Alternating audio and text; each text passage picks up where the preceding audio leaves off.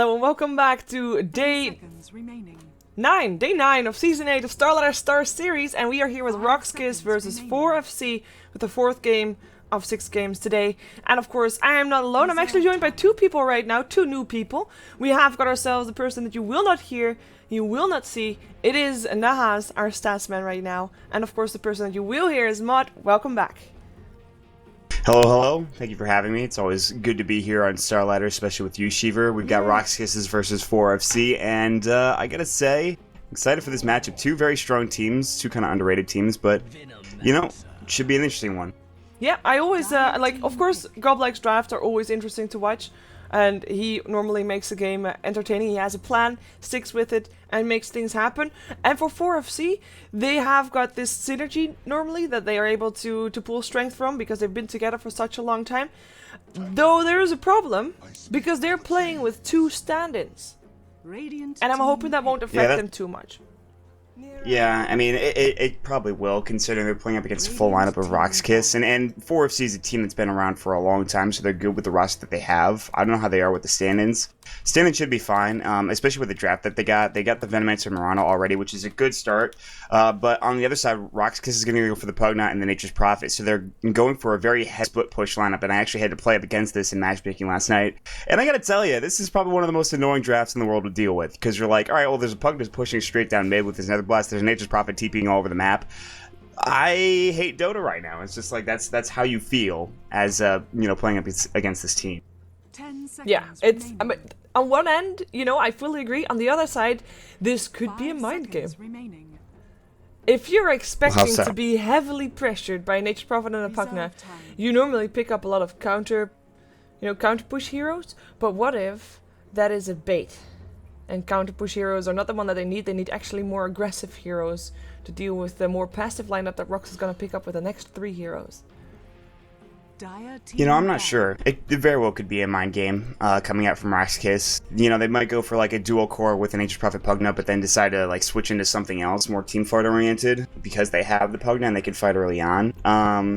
That's exactly what they're going to do with the OD pickup. So they're going to value their, not so much split push, but I think just early fighting potential a little bit better, and then have the Nature's Prophet on the backside doing some pushing strategies.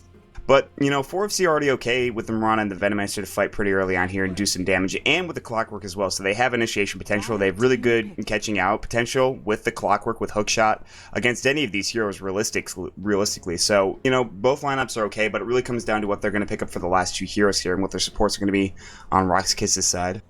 Yeah, one thing that Goblike actually has done a couple of times, I believe, is put Pugnat on an aggressive tri-lane. And just don't give any rest to that lane at all on the side of 4FC in this case. Just continuously push, take down early towers, get that gold advantage going, and then just not let 4FC have a chance to come into the game. Which, by picking up a Murana, they kinda locked themselves... Wow, I was not expecting an Ogre Magi at all. Like, at all. This game just got 100% better. This game's amazing now. Now that there's an Ogre Magi, I'm very happy. Yeah, I mean, you're right. They could do that on RoX.KIS' side, but I think 4FC is a team that, especially with the Ogre Magi, they have a lot of kill potential here early on. It's not the strongest tri-lane if they do something with an Ogre Magi and Venomancer, but they could still do a lot of work here. I don't know. The thing I'm worried about is the OD getting farmed for RoX.KIS. They could really just absolutely destroy everyone on 4FC if they get some farm of the OD. Plus, they'll have good ults from Earthshaker, good Fishers. A lot of teamfight potential coming from both sides here, but I'm not sure. It depends on what the last pickup is for both teams right now. I'm just still baffled. I like the Kunkka ban because that is something that 4FC used to play a lot of, and they're actually one of those teams that never stopped playing it, even though sometimes it fell out of favor, and they just always played it. They also have played a lot of Murana, or at least Strangby has. So perhaps we're still going to see some kind of aggressive trialing with the Murana, Ogre Magi, Venomancer? It could be a potential, and now that a Chen is picked up on the side of RoX, this looks to be a safe lane Pugnat farming. And if they can try and shut him down with an aggressive trialing, have a safe lane Weaver, Clockwork mid, yeah, I wouldn't be opposed to that. The thing is, if you're just going to try to shut a Pugnat down, like, running into his Nether Blast is pretty detrimental. They have no real tanky heroes here that can take damage, like, and get away with it. Nether Blast, when it levels up, which it will very quickly in a safe lane farming, is going to be troublesome, so they'll have to be very careful about how they want to go about this. And it's going to be this pushing potential with a little bit of team fight oriented coming out from RoX.KIS, because you've got 3 pushing heroes that are very strong and 2 heroes that are really strong in organizing team fights and getting, yourself in position. So RoX.KIS are going to look to try to end this early on here. 4FC, they have a Weaver, so they're going to play a little bit later, as well as the Mirana. And, they have potential to survive the early game, but it's going to be a tough sell for them. So already this game's very interesting from the get-go. Yeah, let's take a look at who's playing what. Perhaps that gives us a bit more of an idea about where 4FC, for example, is going to lane their heroes. So far, they're all rotating top and are actually smoking up. So we've got Boomski. He's playing the Venomancer. Brodet, who's standing in on the Ogre Magi, will be supporting. We've got another stand-in called Sub, playing the Clockwork. Strangby will play one of his signature heroes, Mirana. And Krilly will take on the Weaver. And they are all going into the Dire Jungle. I don't know if they can actually find some people, though, because as we can see, RoX.KIS is just playing very careful right now. Yeah, it depends on how far they want to jump into the jungle. Usually you back off when you're right about here, but they don't want to. They want to find something, and they will.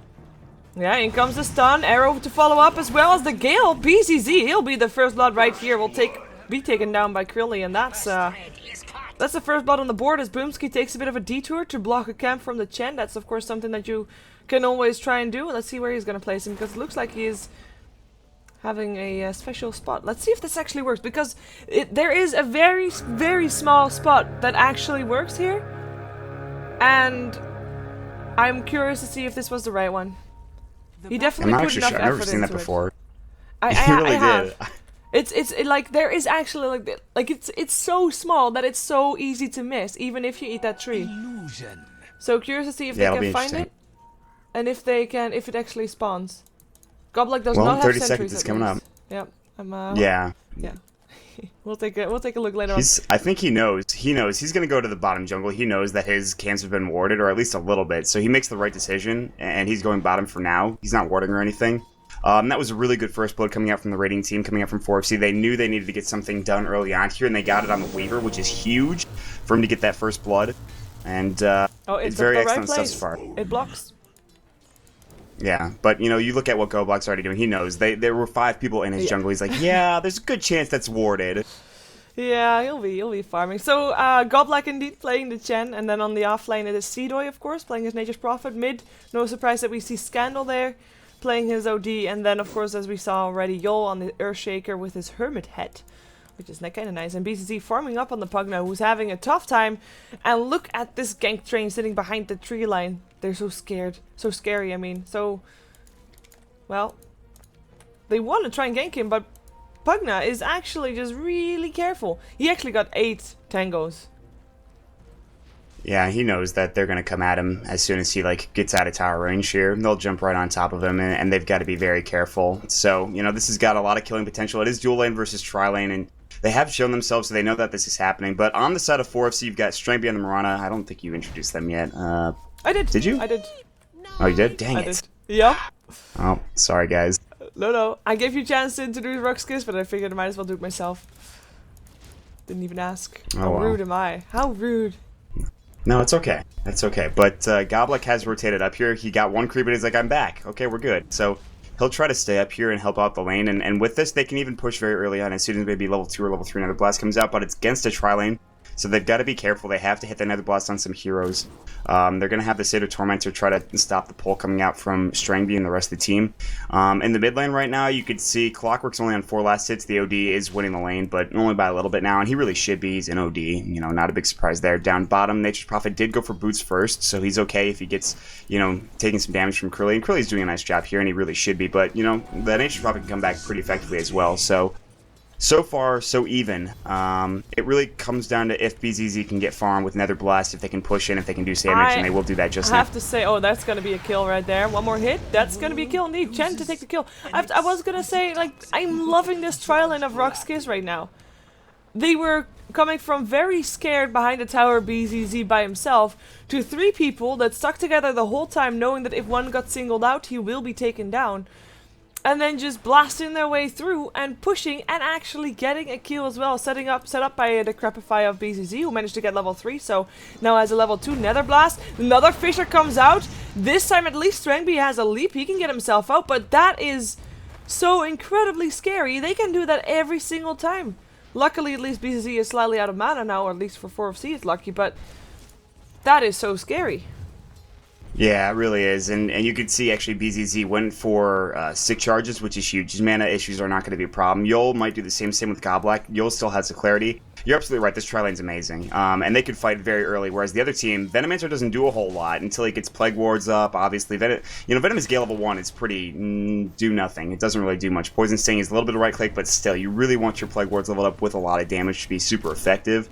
Fissure, Decrep, Nether Blast, and even the State of Tormentor Shockwave is doing a lot of crap. It's doing a lot of work, and it's very tough for them. And at least 4FC can rely on Krilly getting a whole lot of farm down bottom. Yeah, and I mean, Venomancer is great indeed if you are chasing people down. Then you can slow them and then you can kill them. But this lineup from RoX, it doesn't look like the running away type. They're just gonna run at you, and then indeed the lack of damage is gonna come into play. They do also get an illusion rune, which is pretty nice. Maybe trying to harass them a bit more away. I mean, they're just keeping the pressure on right here, and BZZ is actually still getting last hits going for himself. He's now got 14 last hits. He's only 4 last hits away from Marano, sitting at 19. Well, now it's 5 last hits, but 19 for 4. Yeah, this is a pretty even lane, except for the kills that have gone for the most part. And RoX.KIS is pushing this, keeping this lane pushed out, and surprising they are going to go again though. Yeah, that's going to be a Venomancer down. I mean, this is a combination with, again, the Crepify, Fissure, Test of Faith. That's all they need. That's all they need. I am it's amazed. just it's positioning errors. It's really just the Venomancer's gotten caught out twice. He's been too far forward. That's an easy to crep into another blast into what you saw for the kill. And they're not backing away. They're not shying away from this lane. So that's huge. Yeah, they can look for a push here. He's just pushing the bottom tower. The Weaver is forced out of his lane with this Hand of Midas recipe. Doesn't have an actual Hand of Midas. Does he actually Well, the reason that happened was because the Treants came out, they did some right-click damage, and he's very squishy on the Weaver. Also, the Phase Boots were finished up for Sadoy, so that means that he's got a lot more right-click damage now. And he also has Nature's Wrath as well, which does, like, a lot of damage to Krilly. We miss a kill, though, mid. At least I misses it. I missed it, OD too. throws up his Sanity's Eclipse and just wrecks the Clockwork. Hammer is dropped, as they say. Scandal, I mean, he already was, of course, ahead in this lane. This is a fairly decent lane for OD, fairly easy lane as well, so... I mean, he was ahead, but now he is absolutely wrecking. He is highest on last hit in the nice. Weaver is still trying to keep up. He is still 27 for 7, which is definitely not bad. And he has, of course, got that kill that they picked up early on in the game. But he needs to be ahead more if they want to have a chance of stopping the horrendous push coming out from RoX.KIS. Yeah, and the thing is, he went for Midas, which means that he's going to take a lot of time to really get into the game. That Midas is going to take a while to farm up, so they have to be able to defend without the Weaver being super effective early on here. They've got to find a way to fight early, and really the push is going to be coming. Once they get more Chen creeps, once they decide to throw up more Nether Blasts, and even throw the OD into the fight, this game is going to get a whole lot harder. So we'll see what happens. There's a smoke coming out from Ogre Magi as well as the Venomancer. They roamed around bottom. They're in mid lane right now. It seems like they can't figure out where to go. They're just wasting a bit of time, unfortunately. Scandal's sitting behind his tower knowing that they're missing. Looks like he's going to be going for his treads next rather than going for a Midas or anything like that. Sadoy's going to be picking up a Midas maybe. I'm pretty sure he's got his Gloves of Haste, so why not? And all in all, I mean, RoX.KIS are playing their game. They've already got the Pugna with his Arcane Boots, so pushing is not going to be an issue anymore, and really they can start doing some crazy stuff here. Yeah, I have to yet see the Ogre Magi, the Ogre Magi itself pan out, but perhaps this can be the case. Looking for the stun. The vision is not there though, and the Fissure stops Marana from maybe trying to shoot an arrow to get the vision, so Smoke Gank failed here on the top lane, and Strangby back to trying to get some farm instead. You just saw, I think, the biggest problem with Ogre Magi is that his range for Fire Blast is not that large, and he's a melee hero. I think if the range for Fire Blast is a bit larger, then he probably is picked a lot more in competitive play, because Bloodlust is also very good, and multicast is multicast, but top lane, maybe some initiation. Nope. There's the random Fissure from y'all. At least forcing I'm just people like, back. but we see so often, like, in the beginning of the game, we just saw people just dying, and I'm just like, they're probably gonna go for a kill, maybe. They have so much damage there, so... Yeah, I kind of feel like a lot of this game for 4FC is resting on the shoulders of this Clockwork. He needs to make plays, he needs to make openings, make possibilities happen, and make sure that the Weaver has got space and especially time to farm. And now with another hand of Midas, he definitely is the only one that's going to make things happen this game. Mirana is also going to try to be more of a carry this game, and I'm curious if the Clockwork is enough to do that. If he is able to just hold the push of RoX.KIS back. Yeah, I don't know about that Midas pickup coming out from Mirana. I think that maybe going for Protect 1 with like the Weaver just sitting and farming and doing a lot of just passive farming would be okay, but at the same time I think they're just really playing for the late game here, so they decided that, okay, if we get there, we'll probably win the game. But if not, well, obviously we're going to be in a bit of trouble here. And you're right, Sub has to do some work here. He's got Hookshot ready and available, and they're going to try to find a pickoff, I think, top, or at least, you know, maybe think about it here. So we'll see if they want to initiate on somebody. Yeah, if they get a hook shot going, that's the one thing that they need to get. Yol and BZ, the levels are not really something to write home about just yet. I mean, BZZ has got level 5. Yol sitting at level 4. Taking a look at Mirana is level 6, so she has got those levels for perhaps... I mean, of course, popping the Moonlight Shadow is kind of obvious, so I'd say back off a bit, pop the Moonlight Shadow, then walk in and then try to make something happen. Or let yourself be harassed back to pretend that you're back or something like that. I don't know, I feel at least that they should be putting this to work, because right now, Sub is wasting time. Yeah, the Mirana's trying to bait right now, I think, and that's exactly what happened.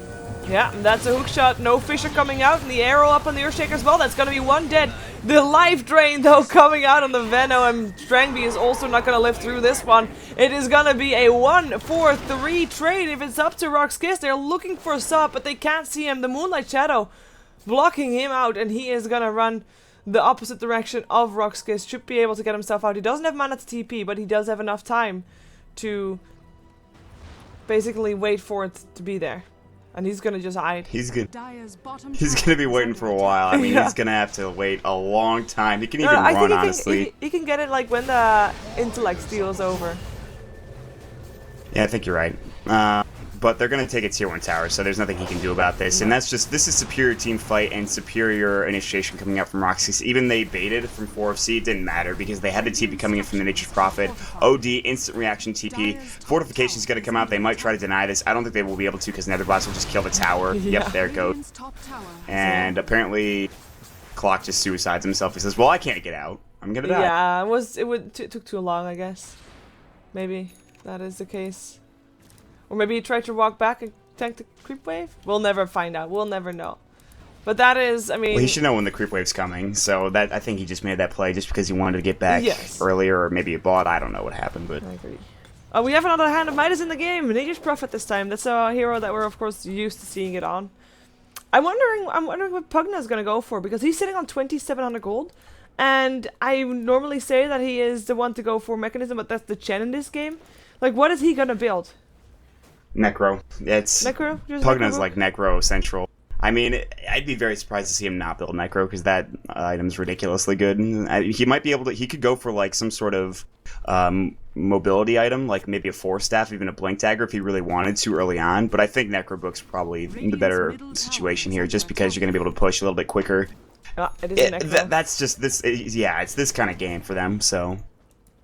Smoke up for 4FC. They know that they need to make more things happen. They've got Sub and the 2 supports smoked up. Pause comes out from BZ, but I'm curious, like, they smoked up with the 3 of them. They go in different directions. Like, who are they going to kill? Because going bottom, Nature's Prophet, he is going to be able to sprout himself up and TP himself out. The only thing that stuns him is well, if Sub hooks in, then of course he cannot escape. If he's able to get a good hook shot in, then that's the only way to do it. That's what they need. Yeah, they really do need the hook shot to kill Sadoy because, like you said, he'll just sprout and TP out, and he actually has Yol to back him up here, so even if he does get hook shotted, they could still probably kill the Clockwork. Yeah. Because there will also be TP reactions as well. Fisher, and the Fisher can actually push Sadoy out of the cogs. Or Clockwork, either one. Well, the thing is, though, you know, RoX.KIS are just playing superior team fighting central. They also have Hand of God, too. I think he is level 6. He is for the Chen. He's level 7, in fact, so... Hand of God will also be able to save anybody that gets initiated on. And really, they're making this very hard for Sub to get any sort of initiation, getting any fight. And like you said, he needs to be the one that's really doing work here early on for 4FC. And so far, he's died to a creep wave. He's died another time, I'm not sure where. But he's not really had a whole lot of success in the ganking department. Nope. Krilly is still highest on that worth, though. I'd say that's mostly due to the first blood and the fact that he had, of course, that Hand of Midas, but...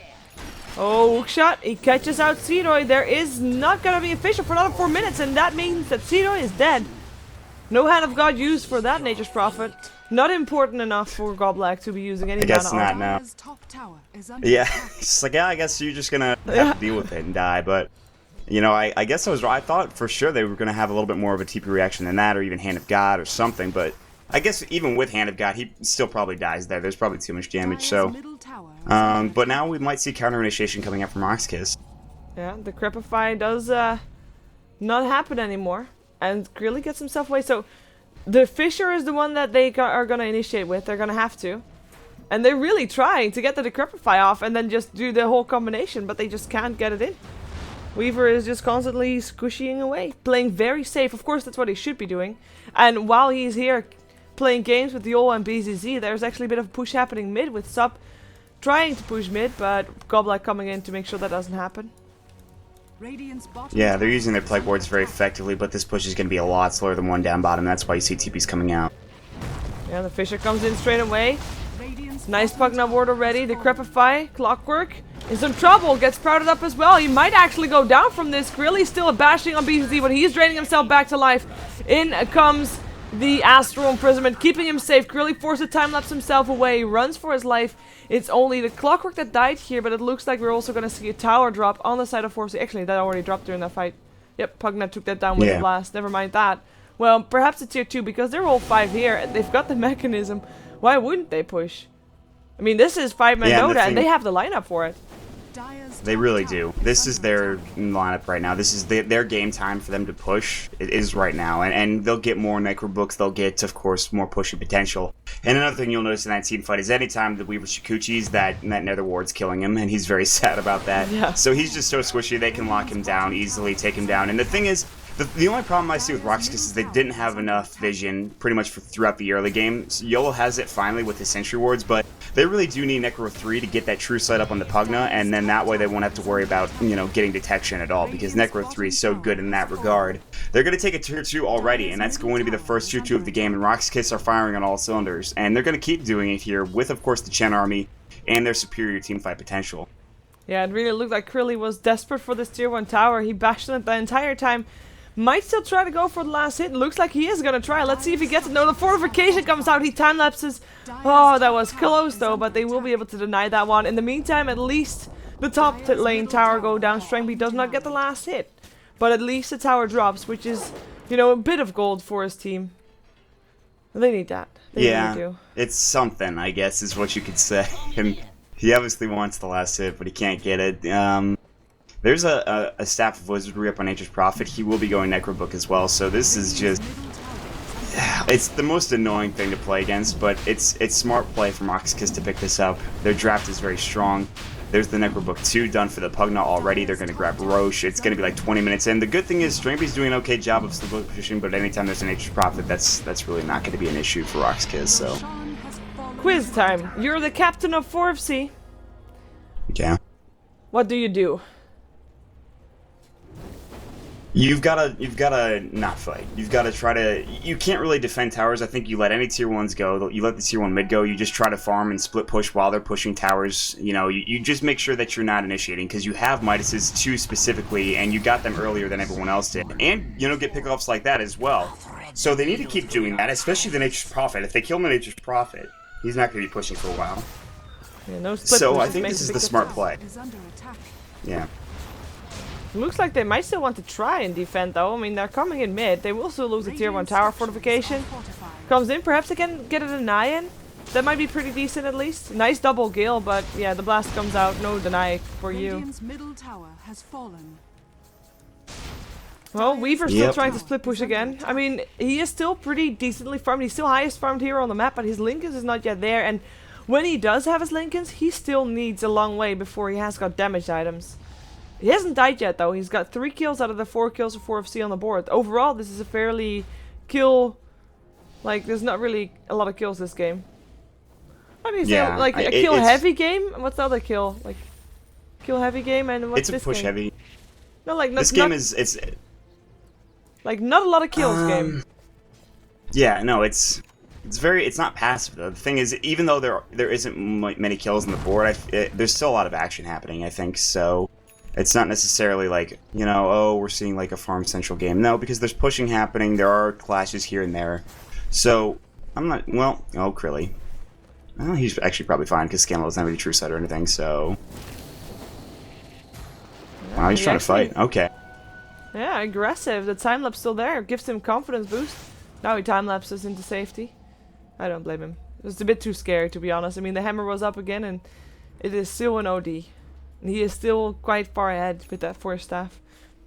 Net worth-wise, I mean, not that far ahead compared to like the rest. He's still third for his 3 cores, but yeah, it's a very scary thing to fight.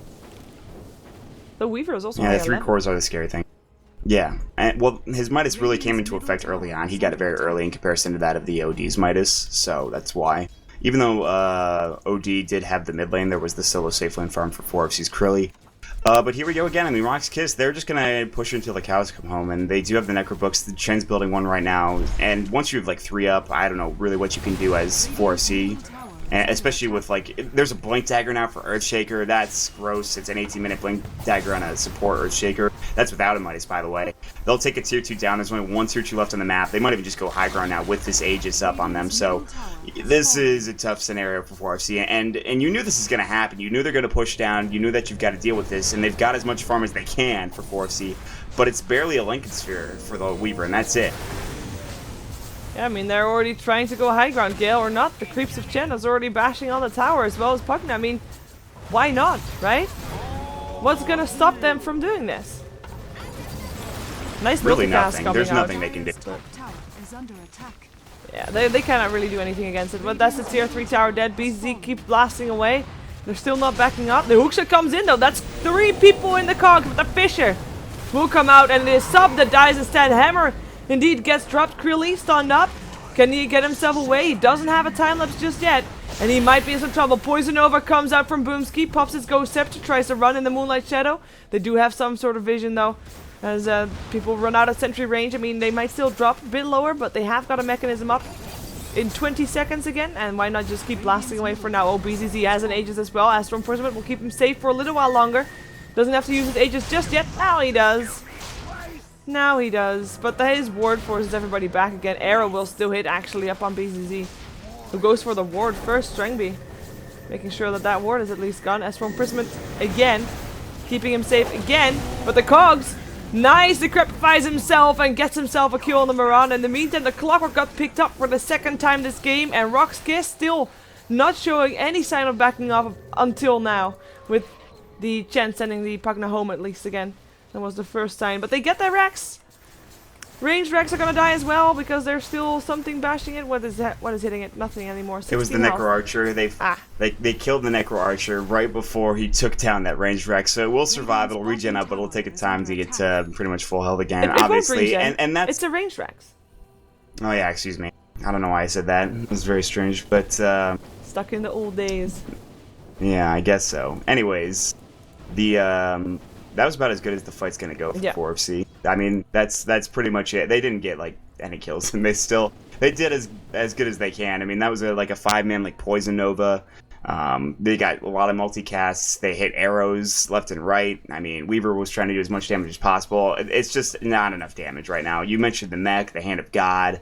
You know, there's Decrep coming out. The OD's like playing like a Shadow Demon with his Astral's imprisonments. He's just, you know, astraling anybody who's in trouble at all. And you know, they take a set of racks pretty much when all the fighting's done. The racks are gone. There's no tier 3. Well, there's range racks there, but really the melee racks is the big victory. And there's nothing they can do about this on 4FC's side. They will have a little bit more time to try to farm up. The game's definitely not over yet, but there's still only Lincoln Sphere. Weaver's going for an Ogre Club, which very well may be a BKB, but still, it's a tough game for them right now. There's a lot of Plague Wards up here that they are defending with, and that's actually a nice little army they've got, but who knows how this is going to end. Yeah, it's all comes down to, again, just sustain that RoX.KIS can have while pushing. Just a slow, steady push. Of course, Venomancer is great for turtling with those wards. The Ignite also cannot be underestimated, actually, especially not with a multicast. But it is not going to be easy. Whoa. Bro, that has to be careful as well for not getting locked in. But they're just walking up the high ground. Oh, why not? What's going to stop them? Those wards will die. Venomancer might actually die. Poison Nova still comes out. Venomancer will indeed be able to run away from that though. And he'll live. He'll make it back to base. But he can't place any more wards. In comes the Dust. Want to see the Weaver, but he time-lapses himself out of that. Sub still gets taken down. Too much damage out in those cogs. Sanity's Eclipse gets dropped next to the Krilly. That was a bit awkward from Scandal, who thought that Krilly was probably in that, but, you know, nice effort. But, I mean, they didn't really fight. They didn't get any kills apart from the Clockwork, right? Did they get the Clockwork? I think so. Yeah, Clockwork got back. Clock. And the tower is already down to 170 health. Yeah, and anytime they hit an arrow, watch Astral Imprisonment if they need to. They don't even need to. Yep, there they go. There he is. Gonna run out at him, but it's just... Yeah. Oh boy. Oh boy, indeed. This is just a deadly push. This death ball right here is just so annoying to deal with. Because as you said, 4FC, all they can hope for a mispositioning from RoX.KIS, for overconfidence, for overextension, for something, for some kind of mistake. That's the only thing they can hope for, and then they can still have this game going for them. But other than that, they are quite hopeless at this moment. Well, yeah, they are. But they do keep defending, and that's a big pickup for them. I think that the only thing that really they can do is grab kills on RoX.KIS when they're defending, and it's going to be tough. That's really the only way RoX.KIS and I think lose this game, because they're just going to back off, go to Roche when it's up, you know, start split pushing lanes. One thing they've been doing has been 5-manning, which is really weird because they have an Nature's Prophet. I don't think I've seen him TP another lane, like, in a while, and he needs to do that as a Nature's Prophet. Like, they don't need to fight as 5. There's no reason to when they have the push potential from BZZ and Sidoi, as well as Goblike. There's no point. They've got Necrobooks pretty much on, like, everybody, but they are just going to try to just straight up force this with, like, 3 Necrobooks, and, well, they're doing their job, I guess, so whatever works for them. Yeah, Fortification gets first out at least. Krilly, in the meantime, I mean, he has got his Lincolns ready. It looks like he's going for BKB still next. But the tower's already dead. The blasts are coming away. Boomski already forced back to base again as well.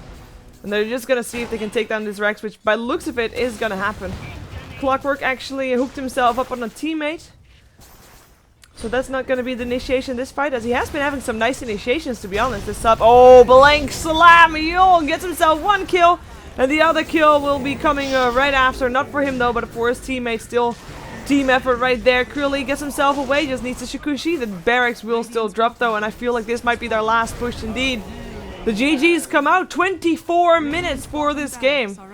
RoX.KIS, they show no mercy whatsoever. Yeah, they can't fight into that. They really... That's just too much. That's just too much damage from BZZ, from like 3 Necrobooks, maybe even 4, I'm not sure. You saw the Echo Slam too. There's just way too much that they've got to deal with. That lineup is so ridiculous. It's unbelievable. Plus you've got a mech, you've got a Hand of God. What are you going to do? Yeah, you tried your best to farm, but you know, that just is not the right lineup to fight up against RoX.KIS, I don't think. So, tough game coming out for 4FC. RoX.KIS really well played though with their lineup. They pretty much played that, not perfectly, but as close to it as it gets, I think. Yeah, I agree. Very well executed. We're gonna see them not, but 4FC later tonight again. And first, before that, we are gonna see Cupid for the second time today, facing up against Power Rangers for the second time today. And both of those teams lost their game earlier today, and they're looking to make that change. They're looking to take a win. We're gonna see that in about 25 minutes time, because of this fast game, we are way ahead of schedule all of a sudden. That sometimes happens. So depending on when teams are ready, normally admins still want to start like at the actual starting time, which is indeed in 25 minutes. But we might have a game starting a bit earlier. Let's hope that that's the case, so our break is going to be shorter. We'll be right back to see if the game is early or not.